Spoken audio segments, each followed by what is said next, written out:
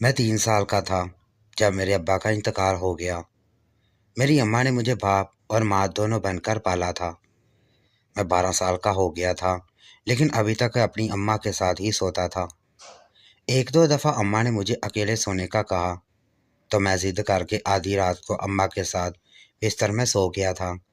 सर्दियों के दिन थे जब अम्मा ने रात को उठकर मुझे मारना शुरू कर दिया और कहने लगी कि अगर दोबारा ये गलती की तो तुम्हें दूसरे कमरे में सोना पड़ेगा। मैं हैरान था कि मैंने ऐसी कौन सी हरकत कर दी जो अम्मा मुझे आधी रात को उठकर मारना शुरू हो गई। आज सर्दी बहुत ज़्यादा थी, ठंड इंतहा की पड़ रही थी। जब अम्मा ने मुझे दूसरे कमरे में सोने के लिए कहा, जिद की लेकिन अम्मा ना मानी और मुझे दूसरे कमरे में सोना पड़ा। आधी रात गुजर चुकी थी और मुझे बहुत ज़्यादा सर्दी लग रही थी। मैं अम्मा के कमरे के अंदर गया तो देखकर मेरी आंखें फटी की फटी रह गईं, क्योंकि मेरी अम्मा खुद ही। मेरा नाम दानिश है। जब मैं 3 साल का था तब मेरा बाप फौत हो गया था।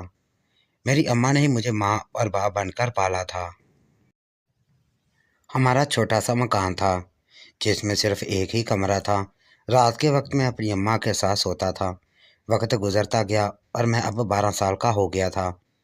गली में निकलता तो सब मोहल्ले वाले मुझसे मेरी माँ के बारे में पूछते कि तुम्हारी माँ कैसी है। मैं हैरान होता सब मोहल्ले वालों को मेरी माँ की क्यों इतनी फिक्र लगी रहती है। जब मैं अम्मा के साथ बाहर निकलता तो सब लोग मेरी माँ को बड़ी ही अजीब नज़रों से देखते थे। एक रात मैं सोया पड़ा था कि हमारे कमरे की खिड़की जो गली की तरफ लगी हुई थी, किसी ने पत्थर मारकर उसका शीशा तोड़ दिया था। मेरी माँ और मैं दोनों डर कर उठ बैठे थे।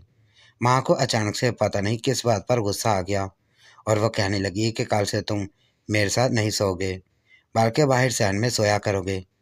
मैं अम्मा की बात पर हैरान था कि खिड़की का शीशा पता नहीं किसने तोड़ा है और माँ गुस्सा मुझ पर निकाल रखी है।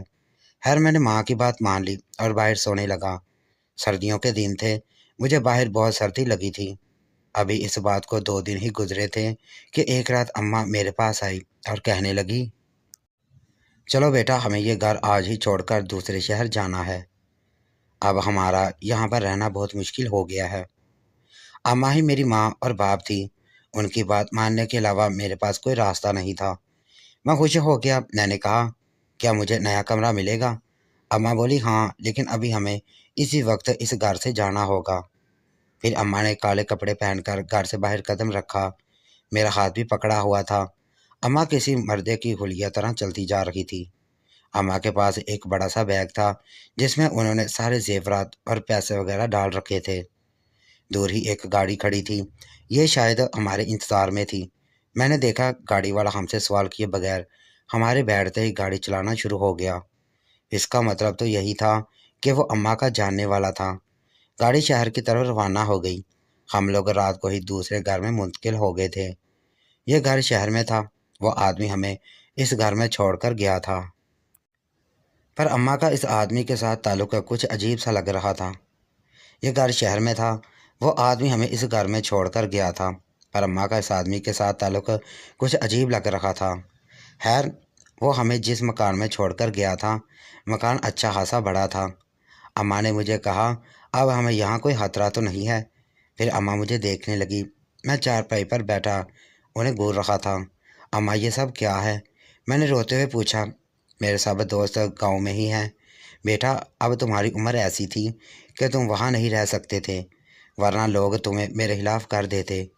अम्मा की बात पर मुझे याद आया कि पिछले दिनों गली की नुक्कड़ पर खड़े एक लड़के ने मुझे और मेरी माँ के बारे में बहुत गलत बातें कही थी। घर आकर मैंने अपनी अम्मा को सब कुछ बताया, जिस पर मेरी माँ सोच में पड़ गई और आज ये सब हो गया था। अम्मा ने मुझे कहा था कि वहाँ सभी तुम्हारी माँ के बारे में अजीब बातें करते थे। तो क्या तुम ये गवारा करोगे कि कोई तुम्हारी माँ के बारे में अजीब अजीब बातें करे? मैंने कहा, नहीं माँ, ऐसा तो बिल्कुल भी नहीं है। अम्मा बोली, यहाँ मैं तेरी ज़िंदगी बहुत खूबसूरत बना दूँगी, मगर बेटा तुमको मेहनत करना होगी और स्कूल में भी पढ़ना होगा। अगले दिन अम्मा ने मेरा एक स्कूल में दाखिला करवा दिया। मैं दिन रात पढ़ता रहता, मुझे किसी चीज़ का होश न रहता। लेकिन अम्मा घर में पैसे कहाँ से लाती थीं, ये तो मुझे भी नहीं मालूम था। अलबत्ता अम्मा की कुछ अजीबोगरीब बातें جو مجھے اکثر سوچنے پر مجبور کرتی تھیں۔ مجھے ان سوالوں کا جواب نہیں ملتا تھا۔ اماں اب مجھے اپنے کمرے میں سونے نہیں دیتی تھیں۔ ایک روز دن کے وقت مجھے اپنے کمرے میں گھٹن محسوس ہونے لگی۔ میں باہر آیا تو اماں سبزی کاٹ رہی تھی۔ میں نے کہا اماں مجھے چھت پر جانا ہے، مگر اماں نے مجھے چھت پر نہ جانے دیا۔ اماں بولی بیٹا اب تو بڑا ہو گیا ہے اور آس پاس گھروں میں پردے کا مسئلہ ہے، اس سے پہلے کہ کوئی تیری شکایت کرے تو چھت پر مت جا۔ مجھے اماں پر غصہ آ رہا تھا، وہ مجھ پر اتنی سختیاں کیوں کر رہی تھی۔ میں نے جب چھت پر جانے کی ضد کی تو اماں کہنے لگی بیٹا تم ابھی نہیں جا سکتے، میری بات کو سمجھنے کی کوشش کرو۔ میں اماں کی بات سے ناراض ہو کر واپس اپنے کمرے میں آ گیا تھا، مگر آج مجھے بہت بے چینی ہو رہی تھی۔ میں جاننا چاہتا تھا کہ ماں ایسی باتوں سے مجھے منع کیوں کرتی ہے، اور آج واقعی میرا دل گھبرا رہا تھا۔ تھوڑی دیر بعد میں پھر اٹھ کر اماں کے کمرے میں گیا۔ وہاں میری نظر دوسری چارپائی پر پڑی تو میں وہیں بیٹھ گیا۔ میں نے کہا ماں میرا دم گھٹ رہا ہے، میں یہیں سونا چاہتا ہوں۔ میری نظر پھر دوبارہ چارپائی پر پڑی۔ میں نے جب غور سے دیکھا تو کہا اماں یہ چارپائی تم نے کس کے لیے رکھی ہے؟ یہاں تو باقاعدہ بستر بھی رکھا ہے، تکیہ بھی ہے۔ اماں میری بات سن کر گھبرا گئی اور بولی بیٹا یہ میں نے ویسے ہی رکھی ہے، مگر کیوں؟ اماں اس چارپائی پر کون سوتا ہے؟ تو مجھے تو اپنے کمرے میں آنے نہیں دیتی۔ میری بات پر میری ماں مجھ سے خفا ہونے لگی، تو مجھ پر شک کر رہا ہے۔ بیٹے میں نے یہ چارپائی کس مقصد کے لیے رکھی ہے؟ اس پر تیرے ابا کی روح آتی ہے۔ ابا کی روح؟ اماں اتنی تو ہم پرست نہیں بنو۔ میں نے اپنی ماں سے یہ کہہ کر تو دیا۔ اب میرا شک مزید بڑھ گیا تھا۔ ہر بار جب میں اماں کی کوئی نئی چیز دیکھتا تو میرے ذہن میں پچھلی ساری باتیں گھومنے لگتیں۔ اماں کی باتوں پر اب میں مزید شک کرنے لگا تھا۔ آج بھی ایسا ہی محسوس ہو رہا تھا کہ آخر اماں نے اپنے کمرے میں دوسری چارپائی کیوں بچھا رکھی ہے؟ ایک چارپائی پر بھی تو سویا جا سکتا ہے۔ پھر خدا جانے کیا وجہ تھی کہ اماں دوسری چارپائی رکھ کر یہاں سوتی تھیں۔ بہرحال میں چپ ہو گیا۔ میں نے سوچ لیا تھا کہ اب اماں کی باقی چیزوں پر بھی نظر رکھوں گا، چھت پر بھی جاؤں گا، پر اس سے پہلے ہی ایک ایسا واقعہ میرے ساتھ ہو گیا جس نے میرے ذہن کو مزید مشکوک کر دیا اور اماں کی حقیقت کھل کر میرے سامنے آ گئی۔ ہوا یوں کہ ان دنوں اماں سے چھپ کر میں ایک ورکشاپ پر کام کرنے لگا۔ مجھے اور کوئی کام نہیں آتا تھا کیونکہ میں زیادہ تر پڑھائی ہی کرتا، پر اب میں کچھ ہنر سیکھ کر پیسے کمانا چاہتا تھا۔ میں چاہتا تھا کہ زندگی کی گاڑی بھی آہستہ آہستہ چلاؤں تاکہ اماں پر زیادہ بوجھ نہ بنوں۔ نہ جانے اماں پیسے کماتی کیسے تھیں، یہ راز آج تک مجھے نہیں معلوم ہوا تھا، پر میں یہ ضرور جاننا تھا کہ اماں کو پیسوں کی ضرورت ہوتی ہے۔ وہ پائی پائی کا حساب اس لیے کرتی ہے کیونکہ اس کے پاس پیسے کم ہوتے ہیں۔ حیرت کی بات یہ تھی کہ گھر میں سارے زیورات ویسے کے ویسے پڑے تھے۔ اماں نے ایک زیور بھی نہیں بیچا تھا، بلکہ اب وہ ان زیورات کو پہننے لگی تھی، اور میں جب بھی اماں کو دیکھتا وہ رنگین کپڑے پہنے خوشباش ہوتی۔ اسے دیکھ کر لگتا کہ اماں ہرگز بیوہ نہیں۔ بیوہ عورتوں کے تو رنگ ڈنگ چال ڈال ہی اور ہوتی ہے، اور انہوں نے سفید یا ہلکے رنگ کے کپڑے پہنے ہوتے ہیں، اکثر ہی غمگین رہتی ہیں۔ کم سے کم میں نے تو اپنے گاؤں میں یہی دیکھا تھا، پر میری اماں الٹا سج سنور کر رہتی، خود کو کبھی بھی بوڑھا نہ ہونے دیتی، بلکہ اپنے چہرے پر سرخی پاؤڈر اور ہاتھوں اور کلائیوں میں زیور ضرور رکھتی۔ میں اماں کی باتوں پر کبھی کبھی غور نہیں کرتا تھا، پر آج ہونے والے ایک اور واقعے نے مجھے اماں کی طرف زیادہ مشکوک کر دیا تھا۔ ہوا یوں کہ میں جس ورکشاپ میں جاتا تھا وہاں ایک دن مجھے سلیم نامی ایک لڑکا ملا۔ وہ لڑکا مجھے بار بار غور سے دیکھ رہا تھا، کبھی آ کر میری طرف توجہ دیتا تو کبھی مجھے پانی کا گلاس دیتا۔ میں نے کہا تم کون ہو، کس گاؤں سے تعلق رکھتے ہو؟ اتفاق سے ہم دونوں ایک ہی گاؤں کے تھے۔ مزے کی بات تو یہ تھی کہ وہ مجھے اور میری ماں کو جانتا تھا، مگر میں اسے نہیں جانتا تھا۔ آج وہ مجھے 1 سال بعد ملا تھا۔ ہم دونوں ایک دوسرے سے گلے مل کر بہت خوش ہوئے تھے۔ وہ کہنے لگا تم یہاں آ گئے ہو، ہمیں پتہ ہی نہیں چلا۔ تمہاری ماں راتوں رات اس محلے کو چھوڑ کر نہ جانے کہاں چلی گئی، اور تم بھی نظر نہیں آئے۔ ہم تو یہ سمجھے کہ خدا نہ خواستہ تم لوگوں کے ساتھ کوئی حادثہ ہو گیا ہے، کیونکہ تمہاری ماں کے تو ویسے بھی بہت سے لوگوں کے ساتھ۔ یہ کہہ کر اس نے جملہ ادھورا چھوڑ دیا۔ میں نے کہا کہ اپنی بات پوری کرو، تم کیا کہنا چاہتے ہو؟ وہ بولا نہیں نہیں کچھ نہیں، میں تو ویسے ہی کہہ رہا تھا۔ اور سناؤ تمہاری اماں ٹھیک ہے؟ اس نے عجیب سے لہجے میں پوچھا۔ اس کے لہجے میں حقارت تھی۔ میں نے کہا ہاں اماں ٹھیک ہے۔ میں نے اس سے بہت قریب کی کوشش کی وہ مجھے اس بارے میں کوئی اور بات بھی بتائے، لیکن اس نے مجھے کچھ بھی نہیں بتایا۔ ہاں اتنا بولا کہ تم جیسے بیٹے بہت مظلوم ہوتے ہیں جو اپنی ماں کے کردار کی وجہ سے دوسروں کے سامنے شرمندہ ہوتے ہیں۔ اس نے یہ بات باتوں ہی باتوں میں کی تھی، سو میں اس کے اوپر کوئی رد عمل نہیں دکھا سکا، مگر میرا اپنی ماں پر شک گہرا ہوتا جا رہا تھا۔ میں چاہتا تھا کہ میں ماں کو رنگے ہاتھوں پکڑوں۔ اب میں سمجھدار ہو گیا تھا، زمانے کی اونچ نیچ تو کو سمجھتا تھا۔ مجھے لگتا تھا کہ میری ماں کسی سے ملتی ہے، اس کا کسی مرد کے ساتھ کوئی چکر تو ضرور ہے، یا پھر کوئی اور بات تو ہے جس کی وجہ سے میری ماں اتنا مطمئن ہے۔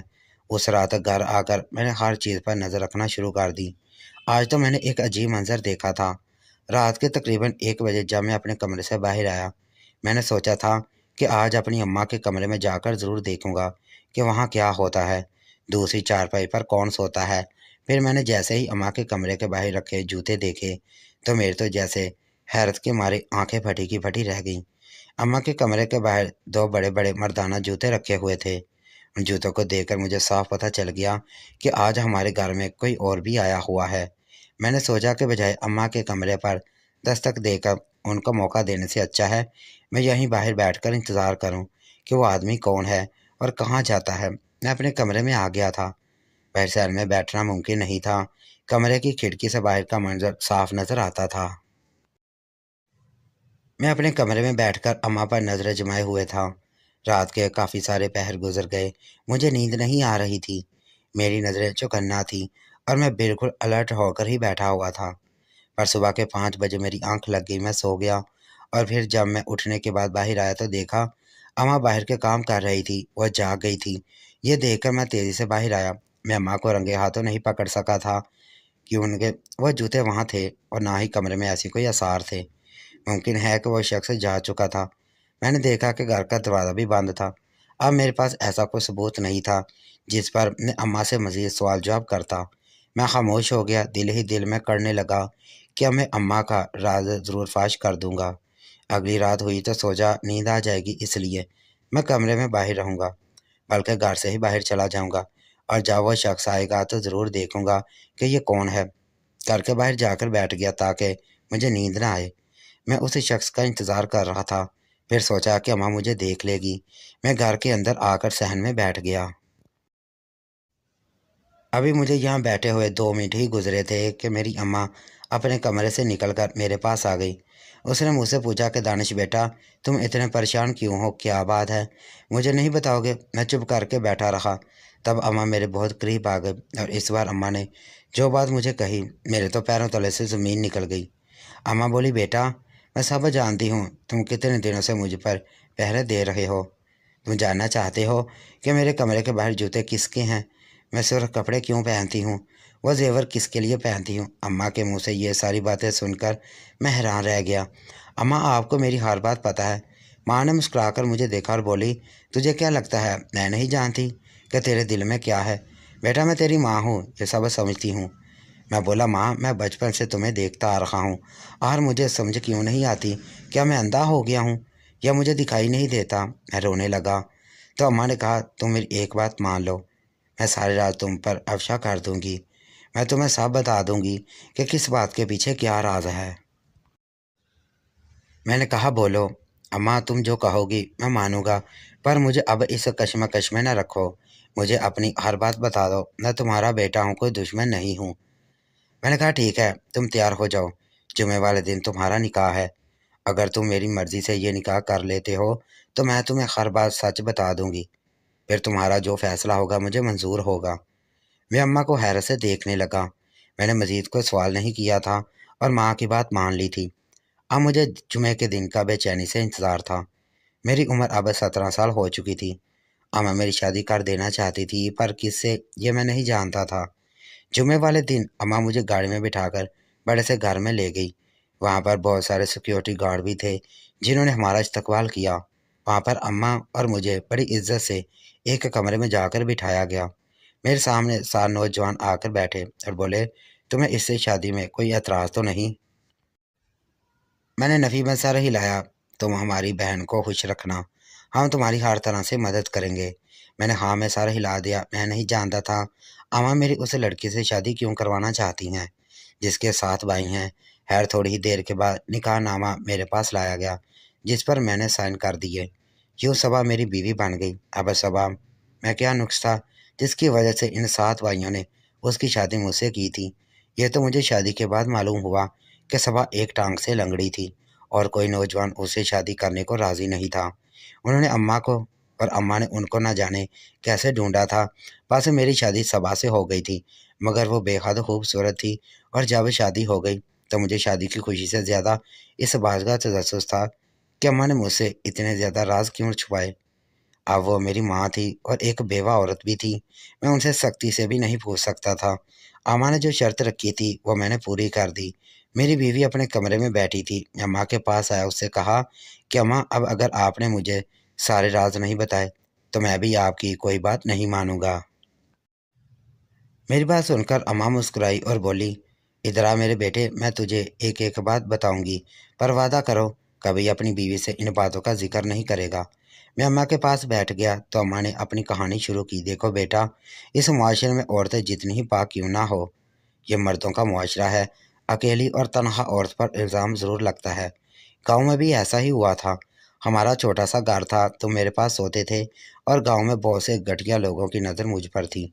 हमारे कमरे की खिड़की गली की तरफ थी और शीशे वाली खिड़की से तो वाज़े तो नज़र नहीं आता था मगर ये ज़रूर पता चल जाता था कि कमरे में कितने लोग हैं। जब हम माँ बेटा कमरे में होते तो गलीज़ लोगों की गलीज़ निगाहें हम पर होती थीं और वो अपने नापाक दिमाग में यही सोचते थे कि रात के वक्त कमरे में मेरे साथ कोई मर्द मौजूद है। वो लोग मुझे एक बुरी औरत समझते थे। एक दिन जब उन्होंने खिड़की को शीशा तोड़ा तो मैं डर गई थी और तुम पर भी गुस्सा किया कि तुम आज से अलग सोया करोगे। मगर जब लोग मुझ पर अजीब अजीब बातें करने लगे तो मैं तुम्हें लेकर शहर आ गई। यहाँ पर मैंने बहुत मजबूरी में एक आदमी से निकाह कर लिया। वह इंतहाई नेक और शरीफ इंसान था। मैंने उसके साथ सिर्फ एक कागजी निकाह किया था ताकि मुझे तहफ़्फ़ुज़ मिले और मैं सारी ज़िंदगी बेवाना कहलाई जाऊँ। मैं चूड़ियाँ और ज़ेवरात उस लिए पहनती थी यहाँ आने वाली हर औरत को ये बात बता सकूं कि मैं सुहागन हूँ, बेवा नहीं हूँ। इसी वजह से औरतें मुझे कभी भी बेसहारा नहीं समझती। हर आने वाली औरत मासूम और शरीफ नहीं होती। इनमें कुछ चालबाज भी होती हैं और बुरे मर्द तो हर जगह मौजूद हैं। वह तनहा औरत के पीछे पड़ जाते हैं। मैं अपने ज़ेवरात के ज़रिए सभी को यही पैगाम देती कि मैं एक बेवा नहीं हूँ बल्कि मेरा शौहर अभी है। मगर बेटा तुम इस इंसान की फ़िक्र ना करो जिससे मुझसे कागजाती निकाह किया है। उसकी पहली बीवी फौत हो गई है। वो कभी कभार मेरे पास ज़रूर आता है, यहाँ रहता है और मुझे महीने भर के खर्चे के पैसे भी देता है। इस निकाह ने मुझे बहुत तहफ़्फ़ुज़ दिया है। रही बात उन जूतों की, तो वो मैं रोज़ाना इसलिए रखती थी कि हर आने वाले जाने को अंदाज़ा हो कि इस घर में कोई मर्द है। और बाकी तुम्हारे सवालों के जवाब उम्मीद करती हूँ तुम्हें मिल गए होंगे। मैंने कभी भी तुम्हारी इज़्ज़त नफ्स को मजरूह नहीं होने दिया और जिस लड़की से तुम्हारी शादी की है ये उस आदमी की बांजी है। तुम्हारी बीवी बहुत खूबसूरत है मगर उससे कोई शादी करने को तैयार नहीं था। बस मैंने तरस खाकर उस लड़की की शादी तुमसे कर दी। अगर अब भी तुम्हें अपनी माँ पर कोई शक है तो तुम उस आदमी से जाकर पता कर लो। मैंने आज तक किसी की तरफ आंख उठाकर भी नहीं देखा। मैं अम्मा की बातें सुनकर परेशान हो गया था। मैंने कहा अम्मा मैंने तो शादी कर ली है, तुमने मेरा हक अदा कर दिया। तुम चाहो तो मैं तुम्हें तुम्हारे शौहर के पास छोड़ आता हूँ। मैं इतना संगदिल भी नहीं कि अपनी माँ की खुशियों पर रुकावट डालकर अपनी छोटी गैरत को तस्कीन दूँ। मेरी बात सुनकर अम्मा रोने लगी और बोली, बेटा मैं तुम्हें अकेला छोड़कर कहीं नहीं जाऊंगी, लेकिन दोबारा तुम मुझ पर कभी शक मत करना। तुम्हारी माँ अकेली इस ज़माने से लड़ी है पर मैं जिसके लिए लड़ी वो तुम हो। अगर तुम भी शक करोगे तो मैं टूट जाऊंगी। मैंने अम्मा को सीने से लगा लिया। मेरी आंखों से आंसू बहने लगे क्योंकि मेरे पास कुछ भी नहीं था। सच है कि इस माशरे की औरत वाकई मजलूम है। चाहे वो अपने आप को साबित करने के लिए सालों क्यों तक ना लगा दे, उस पर शक ज़रूर किया जाता है।